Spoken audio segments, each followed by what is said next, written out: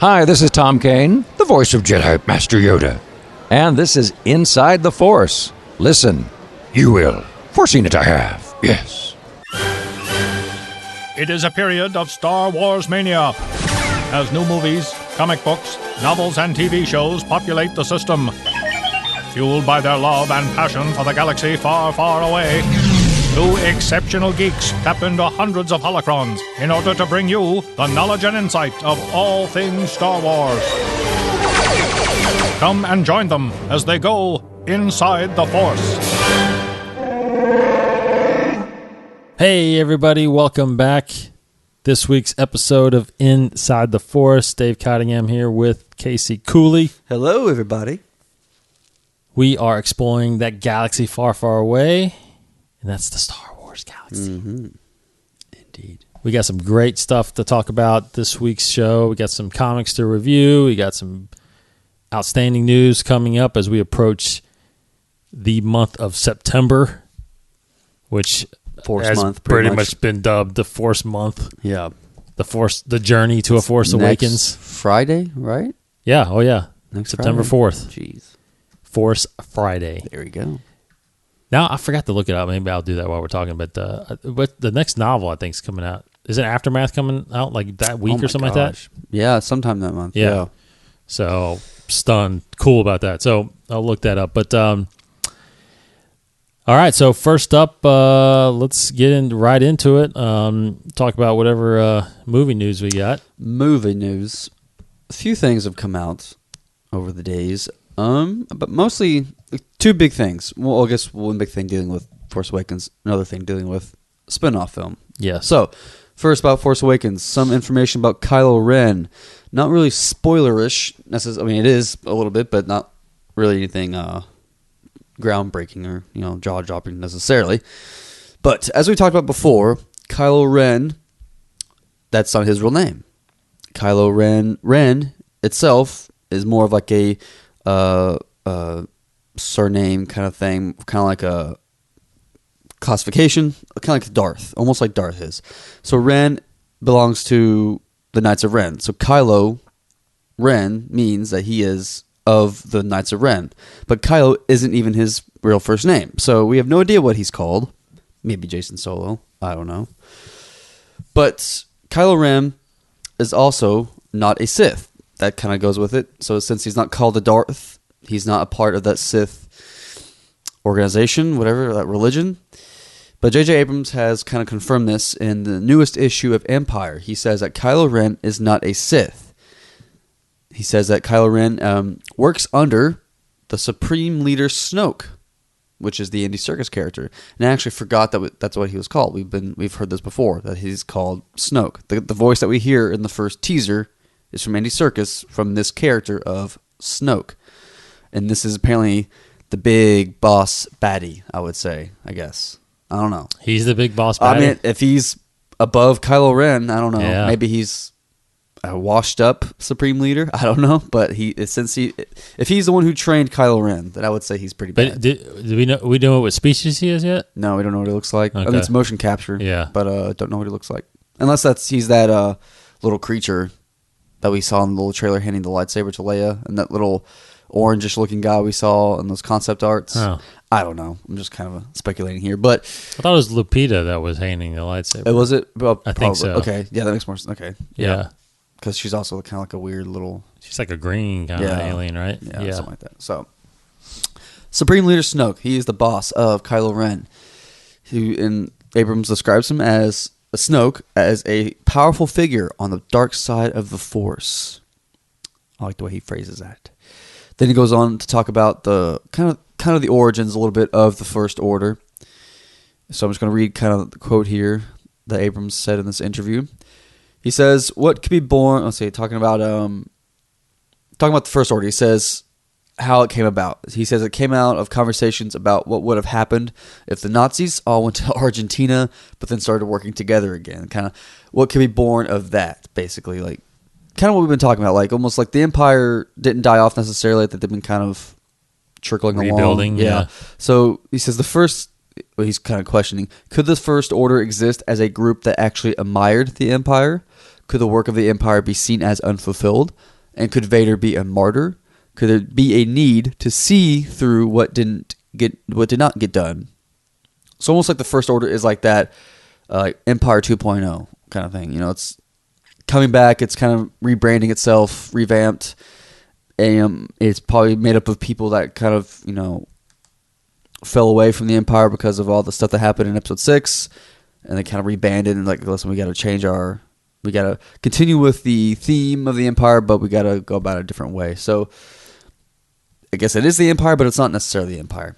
I don't know. I mean, it has all the tools of the Empire, but yeah, it seems like, I mean, I can get behind this, I guess. It's, it's kind of, thinking back, well, the Empire is just still around. It always seemed like it's kind of a cop-out. It's like nothing's really changed, I feel like. Kind of already seeing stuff from the trailer, it's like, well, it's the Empire again. All right, so it's just the same people. But, not necessarily. It's not necessarily the Empire. It's just like, I don't even want to call them a copycat Empire, but it's just people coming back, just picking up where the Empire left off and running with it. Kind of like what you mentioned, I think, last episode, how, or maybe we talked about this maybe a couple episodes ago, how, not people. The Empire is beyond the Emperor. People actually believed in the motto, or believed in what the Empire stood for. So even though Vader's dead, even though the Emperor's dead, they don't think the Empire is necessarily done. They feel like. Well, yeah, because they didn't. After Episode 6, or even during Episodes 4, 5, and 6. I mean, I'm sorry. Basically, after Episode 3, who actually knew that there was a Sith rebel, Sith Jedi war going on? Because they didn't, because we had mentioned it. Who knew that Palpatine was a Sith? Yeah, we'll talk about this a little bit in Lando. Yeah, but people thought that the Jedi were corrupted. Yeah, so it's like, well, we need the Empire. Yeah, so. Yeah, that's why I think most of it lasted all that long. Now, what's surprising is, when, because obviously the Emperor disbanded the Senate eventually, and he just ruled and no one cared. It seemed like they just like, you're the one that helped us survive the Clone Wars. It's like they're gonna be behind them. But this raises two things. One, after 30 years, who occupies the Capitol? Mm-hmm. That's what we don't know. Did the Republic come back? Yeah. Or did the Empire stay? And just, like you said, rebranded itself into the First Order. So I think that's a big mystery that I think we don't know yet. Yeah. But then, because of this, it does beg the question, okay, if it's just the Empire that they're still fighting, mm-hmm. What is the purpose of this whole trilogy? Like, you know what I'm saying? Yeah. Like, is it just war? Obviously, there's got to be some story there somewhere that's being told in this trilogy, because the first trilogy was the fall of Anakin Skywalker, mm-hmm. right, and the fall of the Republic, and then the middle trilogy, I guess the original trilogy, was how do we free ourselves from the Empire, which they didn't, obviously.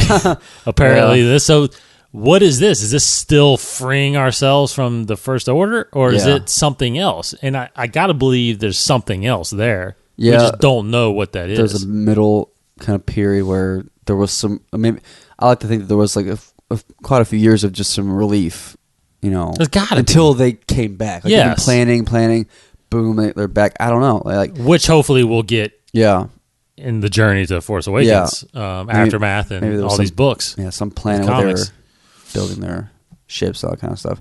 That's very interesting. Yeah, I think Aftermath will clarify. I think will already kind of help us with that. Well, that's a trilogy of books too. So I think that's gonna help answer some questions, which I'm very excited about. I am too. I hope I can read those books.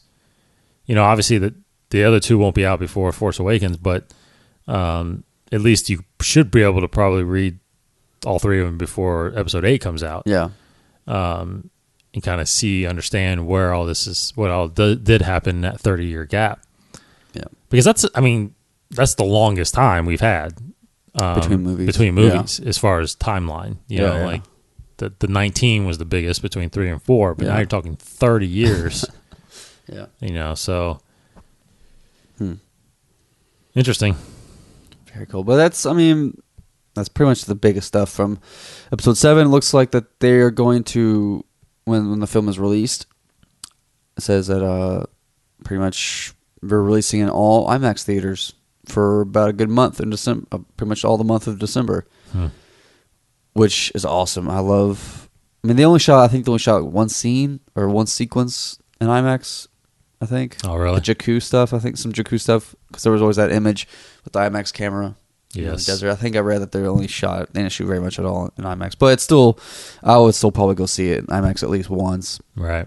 It's just too cool. But probably the premiere, I'll stick with good old just Lexington theater here. Yeah. Somewhere close I can quickly get in line. Well, shoot. Too bad you might be still in school, because we're actually going to be doing something very special, which you guys, we'll talk about that later. Yeah. I got to make sure it's confirmed. School work. So you got some Rogue One news, right? Rogue One. Yeah. Did they change the name to a Star Wars story? I don't know. Is that a real logo? That was released. Wasn't that the release thing? Yeah, because let's rewind this, because we missed last week when D23 happened, right? So a lot of stuff. D23. D23 came out. A lot of theme park related stuff that they released. Concept art for Star Wars Land, basically. Yeah, Disney Star Wars Lands. Did you see that? It had to have been fake. Did you see that Lucas World image that was kind of floating around Facebook? It's like someone saying, "Look what's coming to Disney." It was called Lucas World. Lucas World. I would, and it had like every planet that was in the movie so far. I'm like, that ain't real. Like Brooke was trying to show me. I was like, that's not real. I don't think they would call it Lucas World anyways. Correct. That's what I said.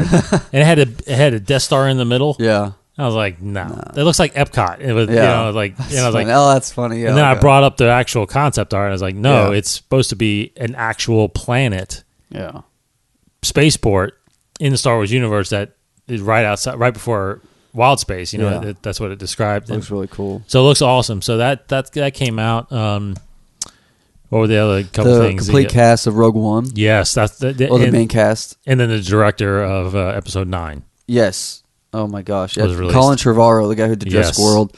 I'm excited about that. You know, I've talked with some friends of mine. They're kind of hesitant based off kind of some of the stuff that happened in Jurassic World, but I mean, Jurassic World wasn't like, it wasn't like a Star Wars caliber movie. I really liked Jurassic World a lot. Mm-hmm. I think it had some really cool, fun, entertaining moments. But I believe that this guy can do a Star Wars. I mean, he's got some good producers behind him, and some good writers on it. So I feel like it'll be pretty daggone solid. I mean, come on. Yeah, I don't think he's writing it. No. Goodness. Yeah, they have talked about, at least a story like outline. I think Gareth Edwards or Ryan Johnson, one of those guys, is doing. Well, Ryan Johnson's writing 8, I think, 8, right? Yeah. He's writing and directing 8. Actually, Ryan Johnson might be able. That's what I thought. 9. At least an outline. Yeah. But the main cast for Rogue One was released. Looks awesome. Looks really cool. They released a cast photo of some of the people that were announced. Yes. Felicity Jones, of course, she was early on. Talked about being on the film, but some other guys that were kind of hinted at were officially confirmed. You have Diego Luna. He was confirmed though, pretty much. I think before Ben Mendelsohn, who was in The Dark Knight Rises. He's done some other. He's in more and more films now. He's a big Australian actor, but he was confirmed. And for some reason, this page just got lost. Goodness, Forrest Whitaker. Yes. Mads Mikkelsen, if I'm saying his name correctly. He's playing Hannibal right now on the Hannibal show. He's always played some sort of bad guy. He was on Casino Royale. Right, yeah, Le Chiffre. Yes. And some other guys, I mean, I recognize some of their faces. I just don't really think of their names. But one thing I thought that was kind of cool in that picture they released with the cast in there, which, first of all, that is an amazing image of the cast, kind of in that hangar. Yeah. area. It just looks gritty. It just looks dark and like nasty kind of look, which is I think perfect for this. But I was looking around at all these characters trying to nitpick, trying to see what I can learn from this image. Not much, but I did kind of focus mostly on the two Asian actors on the right. They kind of look like samurai almost kind of garb. And I was looking closely, and I'm pretty sure. Actually, I think this has already been talked about online, but like, let's see this image when I blow it up isn't too good. But like this guy who's like sitting down looks like he's got some messed up eyes, like he's blind almost. Like he has that kind of blind eye. He's got like a staff. He's like he's holding a staff. So I don't know. Maybe he's got some cool thing about him. Maybe he can do something cool. But Alan Tudyk has also been confirmed. He's done a lot of movies, been a lot of kind of secondary characters. Top of my head, I think of Dodgeball. He played Pete the Pirate in Dodgeball. He was the motion capture actor for the robots in iRobot. I mean, he was in A Knight's Tale. He played the the idiot friend, redhead guy. So he's done a lot of stuff. Funny guy. He's done a lot of good serious stuff. Looks like a great cast. But not much more of the story other than one huge thing. We can talk about. You can go ahead and talk about that big bombshell. Yeah, I read the rumor. It's not confirmed, but right. the rumor that Grand Moff Tarkin, the character, has a significant role in Rogue One, and lo and behold, since this takes place very, very close to Episode 4, pretty much right before, it sounds like it is the rebels that steal the Death Star plans.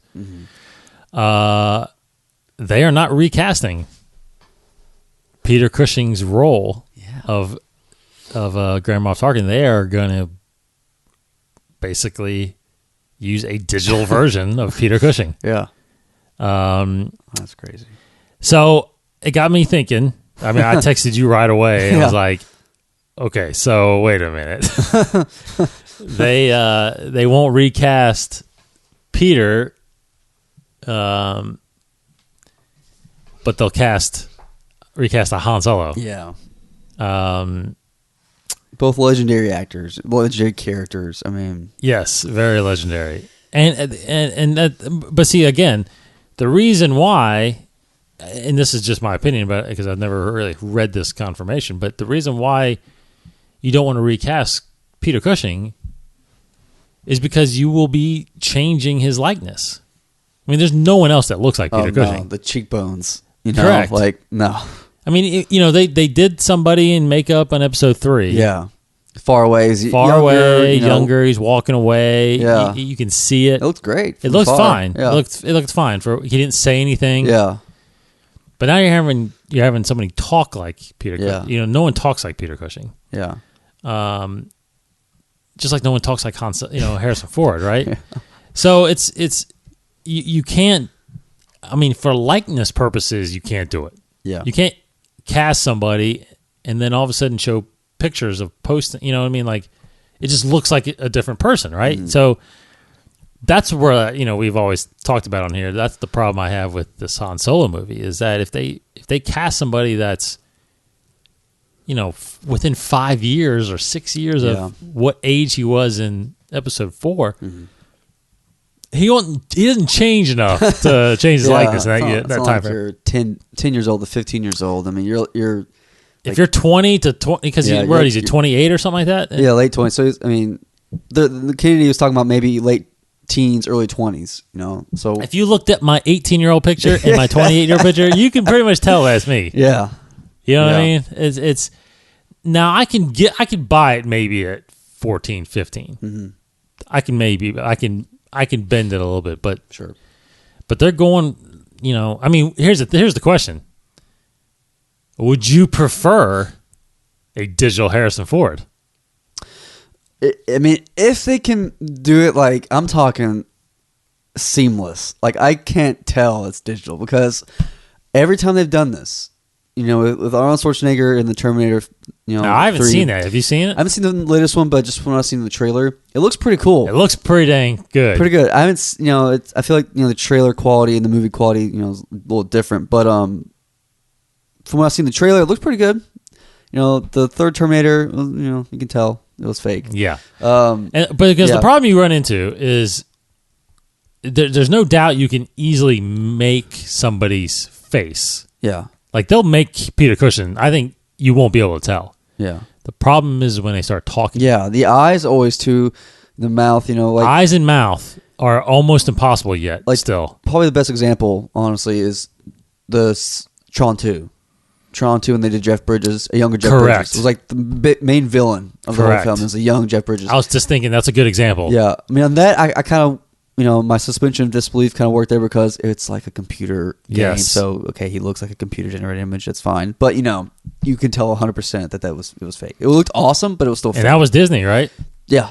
So I hope, unless technology has gotten better in the last 4 or 5 years, but that has always been the struggle, is because there's so many different, muscle movements in your mouth and your eyes that when you're speaking and doing expressions, it's so hard to recreate digitally. Yeah.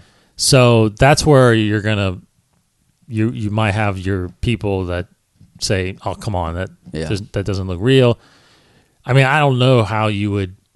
I mean, but here's the problem: is like I almost feel like I wonder if they'll do a motion capture of some actor. They'll have some actor that has kind of the, because think so. about it, like when I see like Planet of the Apes, that looks like a dang ape. Those apes, any circus, yes, that's pretty good. Like those look.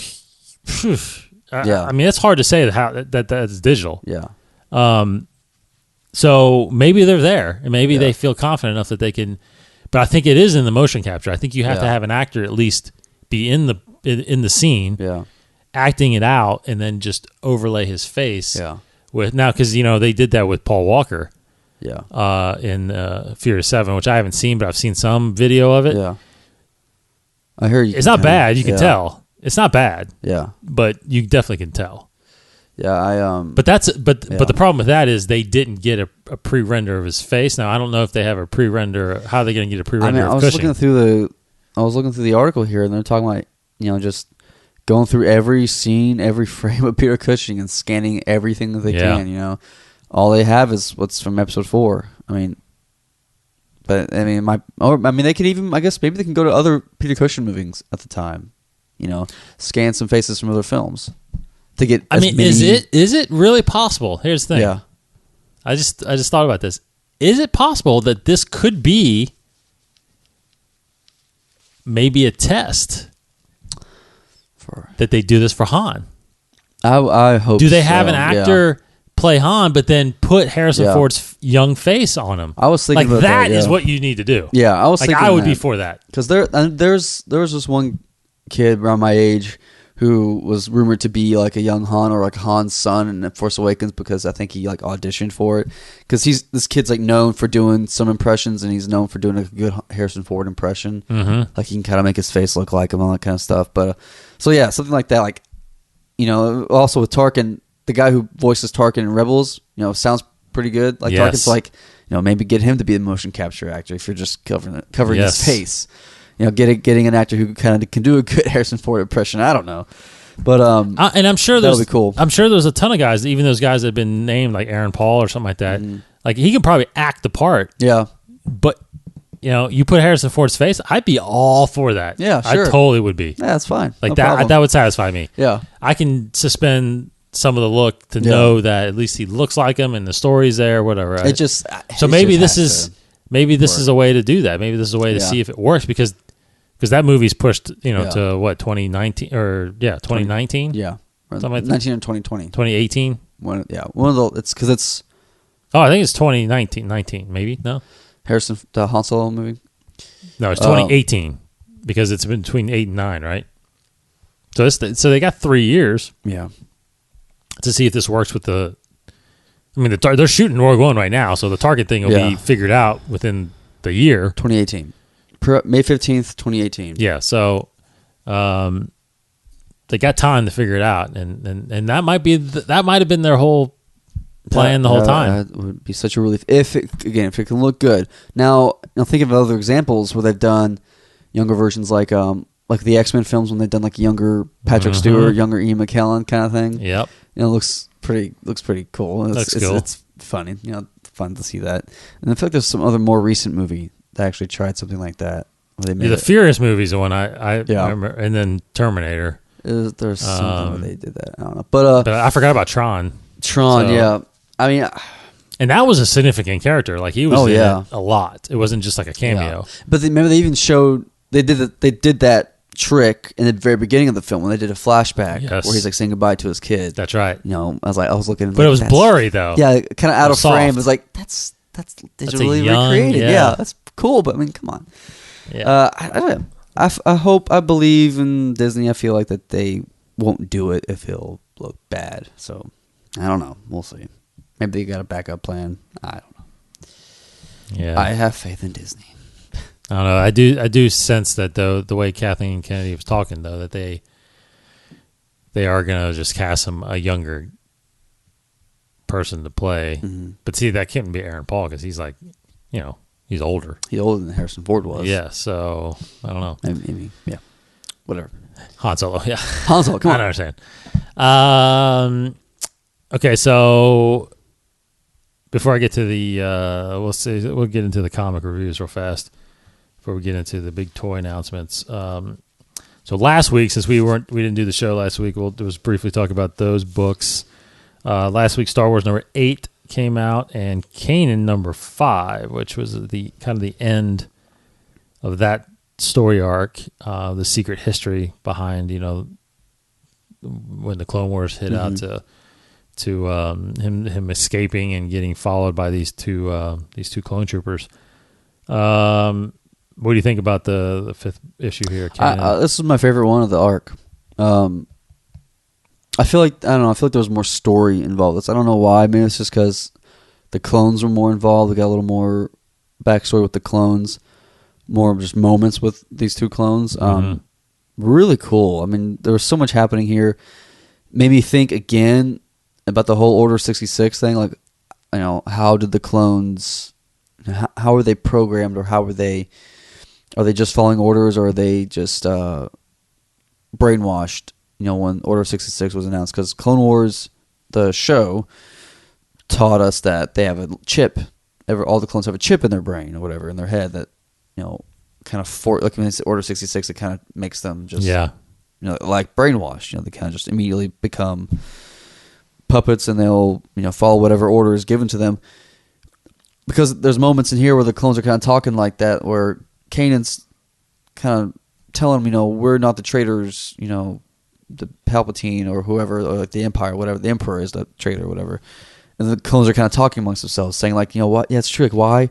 Why did I just blindly follow these orders? When I thought the Jedi they were our heroes. Right. Why did I suddenly turn on them? So it was very interesting to see them kind of have that conversation and talk about exactly how Order 66 happened. That they did not really know all along, that they were just kind of pretty much brainwashed. Love that moment, and love at the very end, Kanan kind of coming into his own. Yeah, like him also, like a switch just turned, and he's suddenly, this is it. This is my life. I'm, using the Force for the last time, trusting in the Force for the last time. That was really nice. Just loved it. And the very end, showing us the Ghost Crew, which was really cool. Kind of catching up. I mean, this was kind of a flashback, right? Because he's kind of heading towards the planet that happened. Where all this took place. Where all this took place on the Clone Wars time. Well, actually, I don't know where this takes place in the series. I wonder. I don't know. Ezra's there, so Ezra is there, so it has to be.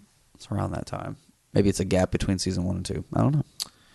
Yeah, maybe. But it looks like the next issue is kind of during the time of this TV series. Right. I don't look like a young Kanan anymore, so that'll be interesting to keep going on that. Star Wars number 8. Star Wars being by far probably the best book of the comic series that Star Wars is putting out, that Marvel is putting out anyway.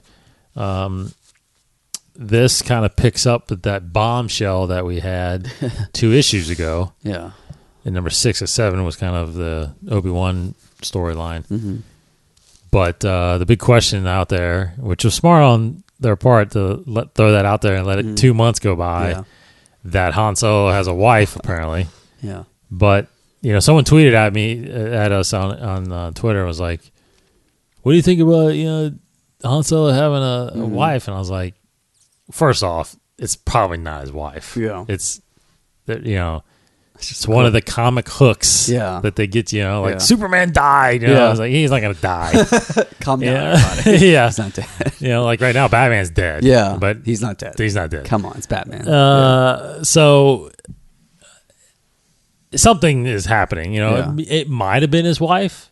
And the thing about this book is like it doesn't actually even lay it out yet. Yeah, this issue, Han Solo's saying like, she's not my wife. Like, yeah. What are you talking about? But she keeps saying, oh yeah, I'm not. Yeah. I get the papers. On. Yeah, something is going on here. So it was either his wife, they divorced, or it was never his wife. She's just saying that. But some good interactions there with her and Leia. Yeah.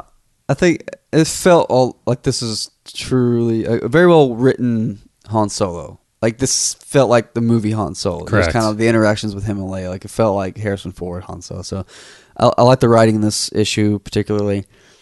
I mean, even kind of the little bit we saw with Luke. We saw one little short scene with Luke talking about how, like, why did Obi-Wan leave me this book of stories? Right. Made me think, too, like, going back to the last issue.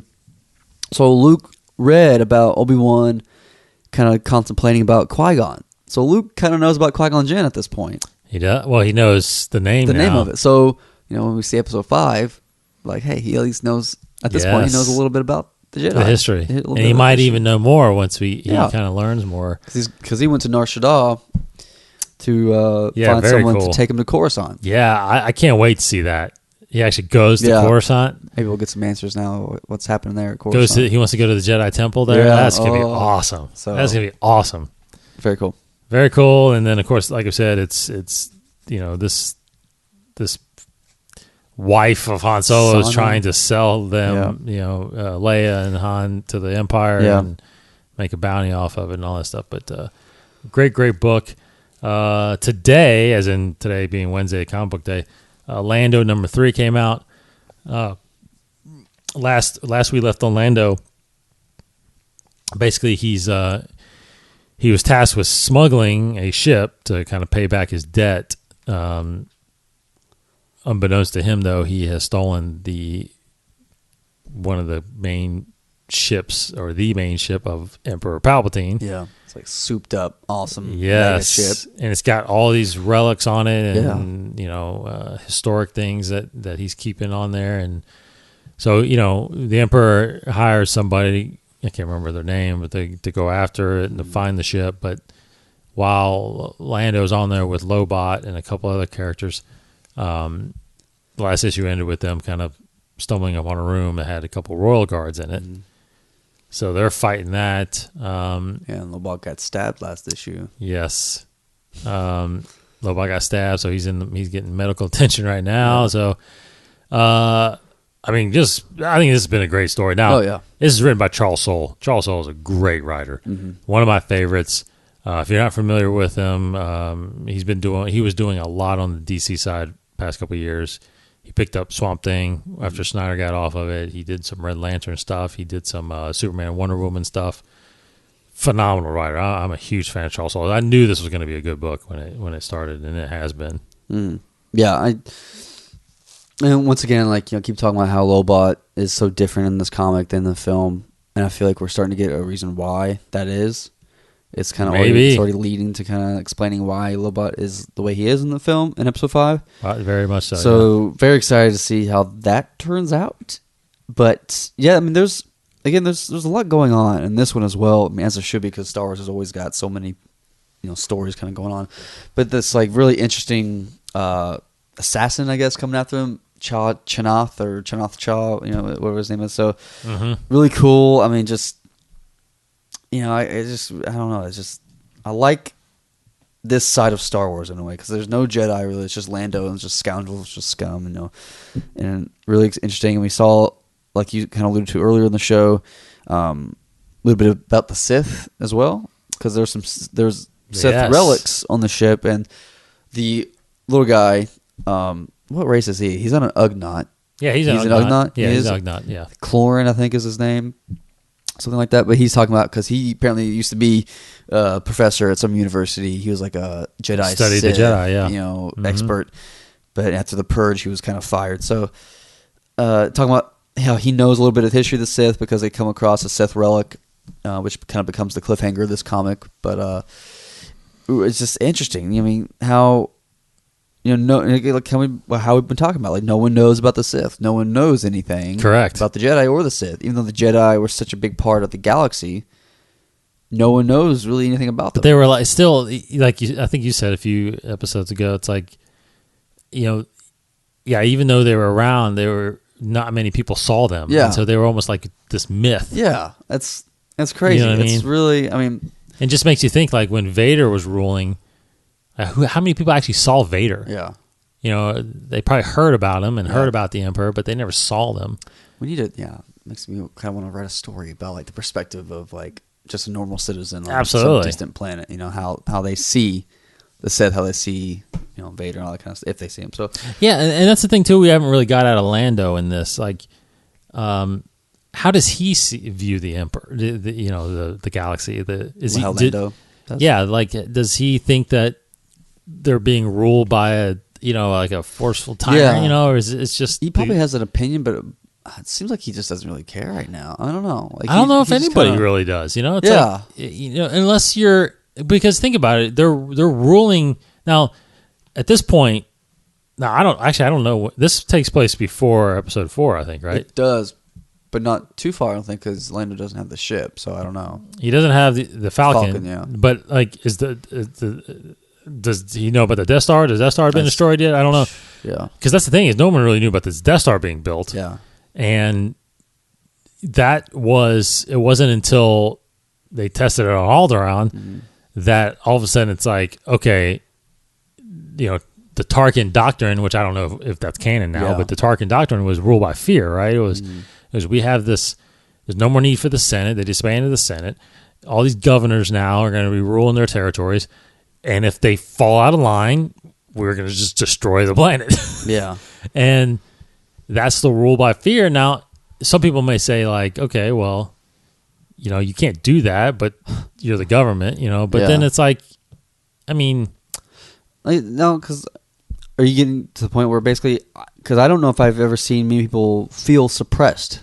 That's right. That's what I'm saying. Except for what we've seen in Rebels a little bit, like the more impoverished worlds. Correct. That's what I'm getting at. Yeah. Does it seem like it's just more policed because it's got soldiers now, and and that's just the way the government is now. Yeah.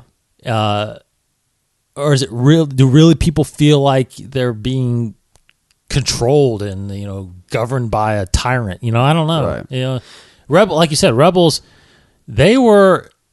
Kanan and Hera and they're more or less in the beginning. It seemed like they're just doing what he said. We're robbing from the Empire and giving to the poor.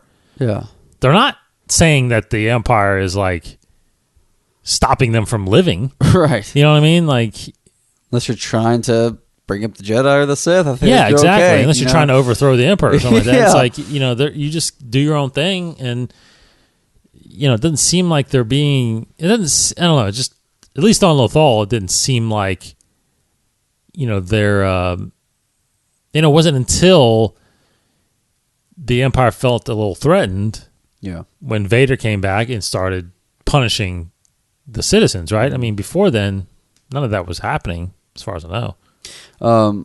Actually, I was looking at the Tarkin doctrine because the book Tarkin, which we haven't read. That's right. It is referenced in that book. Okay. I figured it would be. Yeah, it's a little different than the expanded universe version of it. But yeah, the Tarkin doctrine outlines his beliefs, Tarkin's beliefs about why the Republic needed to be unified into the Empire, praised Palpatine for his leadership.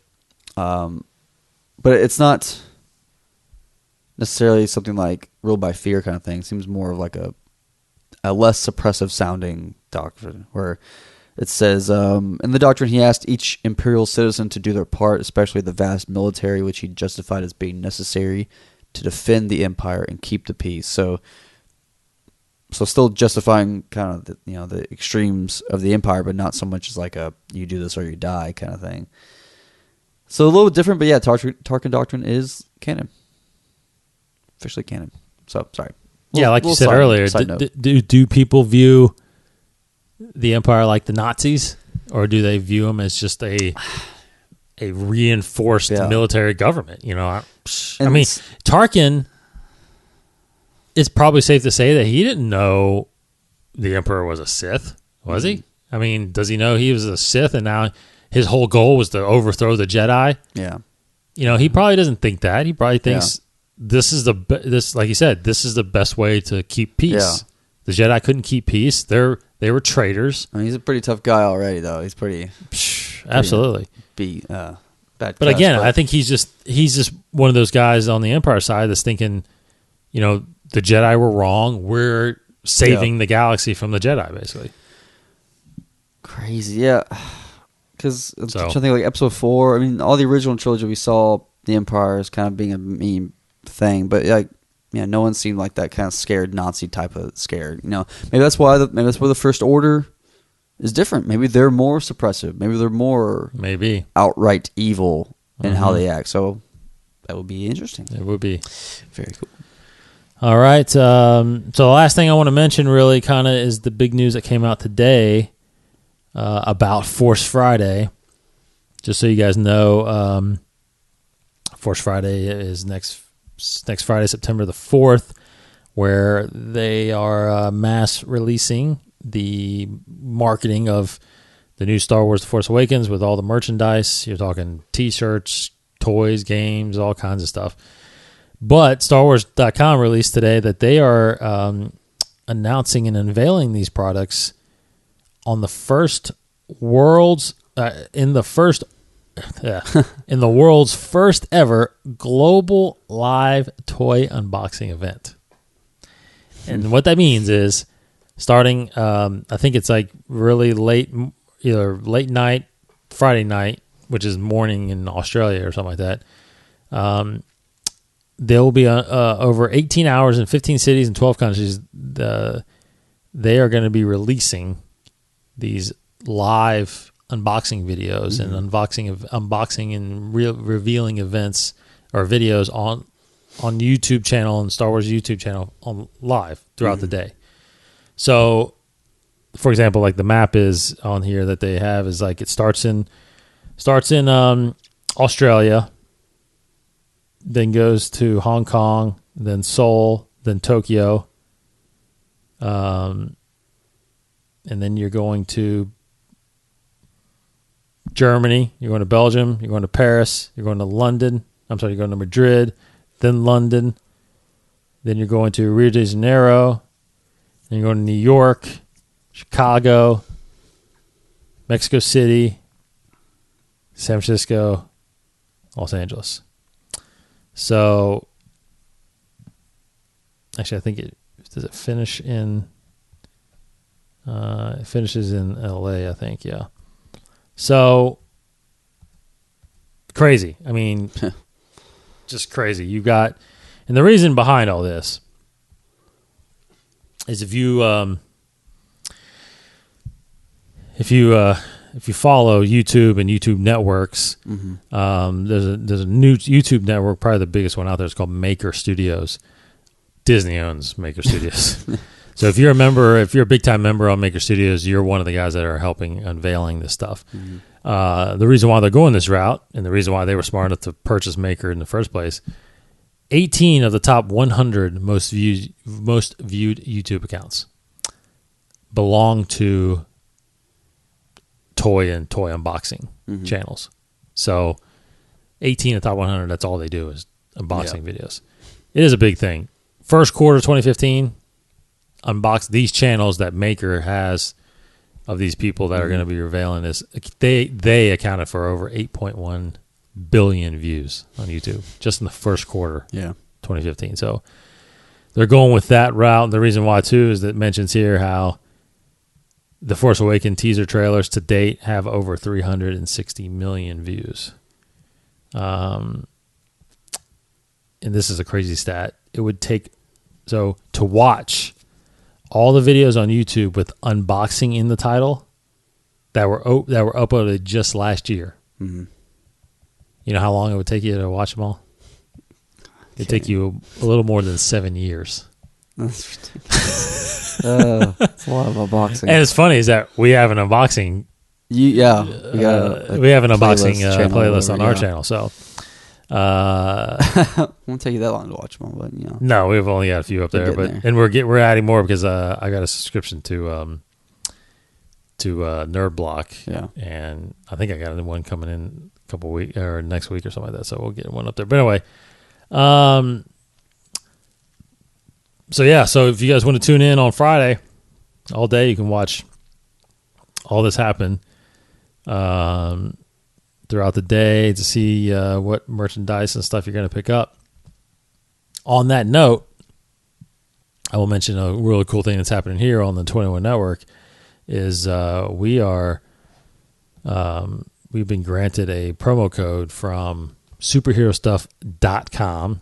We've been promoting with them ever since we kind of launched the network as an affiliate, but we're kind of changing things around here and kind of dropping all of that and going with promo coding, hopefully. So we got a promo code from Superhero Stuff. So you can actually go on superherostuff.com through September and use the promo code 2114, spelled out 21 with the number 14.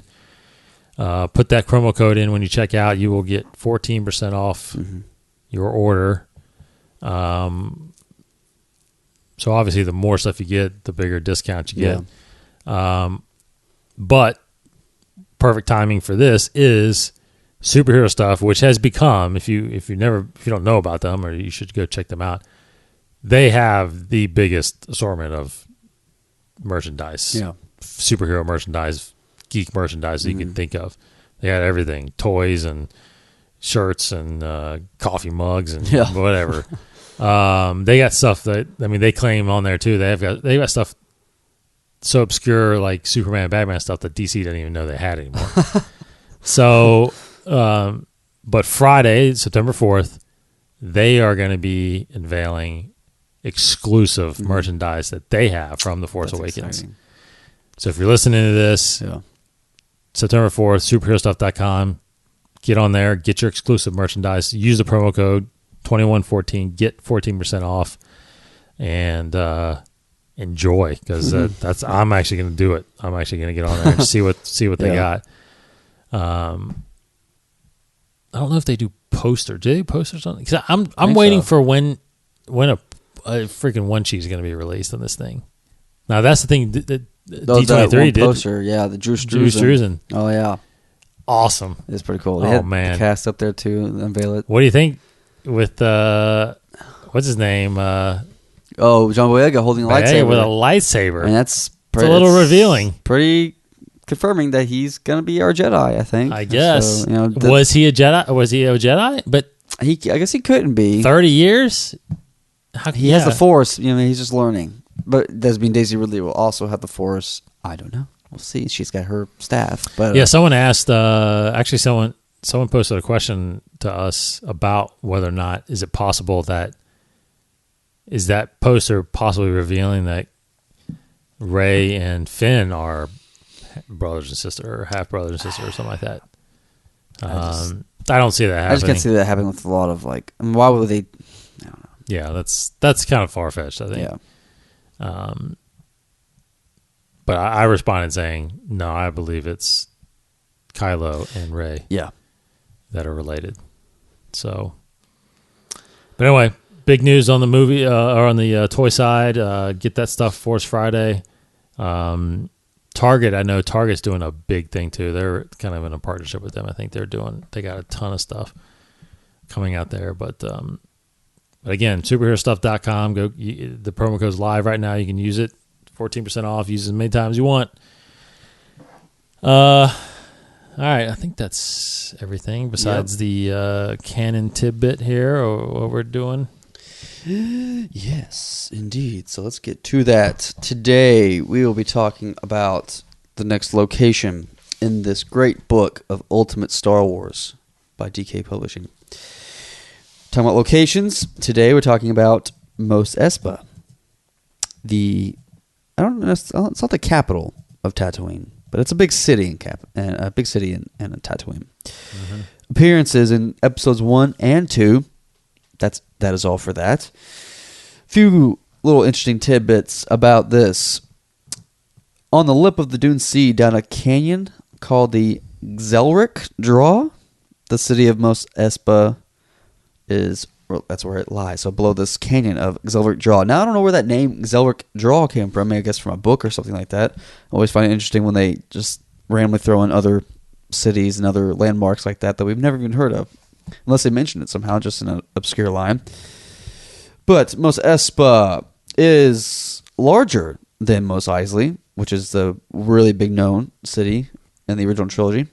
It's known for its wide streets, many shops, and stalls that kind of populate in here. Now I'm going to ask you a quick question, Dave. Why do you think, because in most Espa, you see a lot of buildings with dome tops. Okay? Do you know why they have dome tops? Ooh. They explain it here. Why they have dome? Because most, roofs. because when you go back and watch the special editions or the new episode 4, they have domes in there now a lot than they did before. I don't know. Is it this because the sun reflects differently or something like that? Maybe? Close. So it deals with heat. Okay. It defends against the scorching heat of the planet's twin suns. Yeah. Okay. Interesting and scientific, reasoning behind that. Didn't know. Never would have thought that, but hey, it's pretty cool that they went that far in detail. Huts live a lot of that wealthy huts live in Mos Espa, but it's mostly made up of inhabitants, of settlers, and they say here substance earners, which sounds kind of weird. It's ruled by the Hutts, as we all know from the films. A couple different interesting parts here. I'm trying to scan it real quick to see. They use Mos Espa as kind of a lure, of a trap for traders and tourists and that kind of thing, so that they have cheap hotels, cheap little places for these people to stay. They come in, stay there, but then they get sucked in with the casinos and all the gambling stuff. That's kind of the currency and kind of the trade of Mos Espa, is this gambling and kind of thing, because the Federation doesn't have jurisdiction, nor does the Galactic Republic have any jurisdiction here, so it's all ruled by this kind of crime, this kind of illegitimate use of money here, black market, that kind of stuff. Pretty interesting. Talks about how Mos Espa was the highlight, was kind of the big city at the time, until the Empire came, forcing the Hutts to kind of change their business schemes and then shift their interest to Mos Eisley, which is why that is the big city in the original trilogy. And so talks about that. Talks about slavery. Slavery, of course, is a big thing in Mos Espa, but we all saw that in the original trilogy. The prequel trilogy. My bad. But that's Mos Espa. Not much here about it. It's only in 2 episodes. But hey, it's pretty cool. It is cool. All right. That's where Anakin Skywalker. Yeah, that's where that dang on Tatooine planet. Got all these Skywalkers lying around. Skywalkers.